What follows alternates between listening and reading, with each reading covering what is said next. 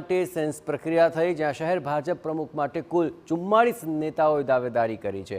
Karel બાલીબાગના Bhajap કાર્યાલય પર અનેક દાવેદારોએ દાવેદારી નોંધાવી છે।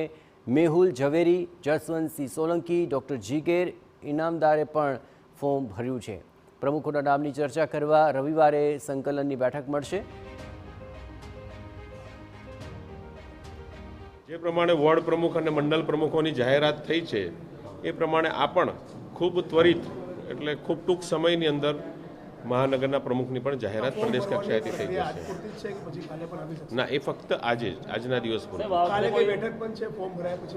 એ સંકલન હોય છે, જે મહાનગરનું અને જિલ્લા કક્ષાનું જે સંકલન હોય એ સંકલનમાં આ બધા ફોર્મની ચર્ચાઓ થતી હોય છે।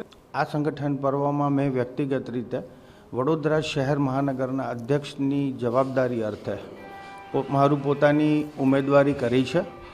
મેં પાર્ટીને જણાવ્યું છે કે પાર્ટીને યોગ્ય લાગે અને મારી કામગીરી જે અત્યાર સુધીની છે એને ધ્યાનમાં રાખતા મને આ જવાબદારી આપશે તો હું ખૂબ સારી રીતે નિભાવીશ। એક જગ્યાએ એટલે નડિયાદથી તળિયા સુધી ભારતીય જનતા પાર્ટી છે।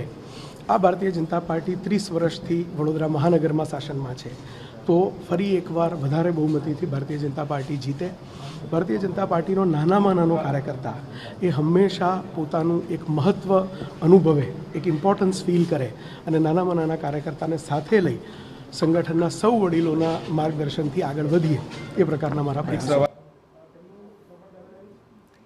શહેર પ્રમુખ પદ માટે શહેરના પૂર્વ મેયર એવા ભરત શાહે પણ દાવેદારીનું ફોર્મ ભર્યું છે, તો વર્તમાન પ્રમુખ ડૉક્ટર વિજય શાહે પણ પ્રમુખ પદ માટે દાવેદારી નોંધાવી છે। નોંધનીય છે કે વર્તમાન પ્રમુખ રિપીટ ન થાય તે માટે લોબિંગ કરાયાની વાતો પણ સામે આવી। પૂર્વ ડેપ્યુટી મેયર સુનીતા શુક્લે જણાવ્યું કે શહેર ભાજપ પ્રમુખ પદ માટે વિજય શાહ જ યોગ્ય છે। વિજય શાહ સિંહ જેવા છે અને તેમના સિવાય વડોદરા શહેરમાં કોઈ પ્રમુખ નહીં ચાલે, તો વિજય શાહે પણ પાર્ટી તેમને બીજી તક આપે તેવી લાગણી વ્યક્ત કરી છે। બનવું એના માટે કેટલા બધા કાર્યકર્તાઓ જાહેરમાં વાત કરે છે અને એ લોકોને એવી લાગણી છે કે વડોદરા મહાનગરમાં અધ્યક્ષની જવાબદારી ડૉક્ટર વિજય શાહને આપવી જોઈએ। દરેકે દરેક કાર્યકર્તા પોતાની રીતે પોતાનો ભાવ વ્યક્ત કરતા હોય છે। જે કાર્યકર્તા સાચો હોય છે તે જાહેરમાં ભાવ વ્યક્ત કરે છે, જે કાર્યકર્તા ખોટો હોય છે તે ખાનગીમાં ભાવ વ્યક્ત કરે છે। પ્રમુખ તરીકે તો ડૉક્ટર વિજય શાહ જ હોવા જોઈએ એવું મારું માનવું, સ્પષ્ટપણે માનવું છે।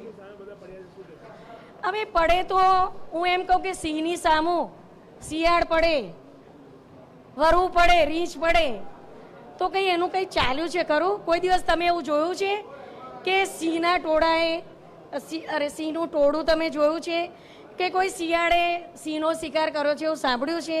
એ તો ભેગા થાય, કારણ કે પોતાના પગ નીચેથી જમીન ખસી જતી હોય એવી લાગે એટલે ભેગું થવું પડે। આ તરફ રાજકોટ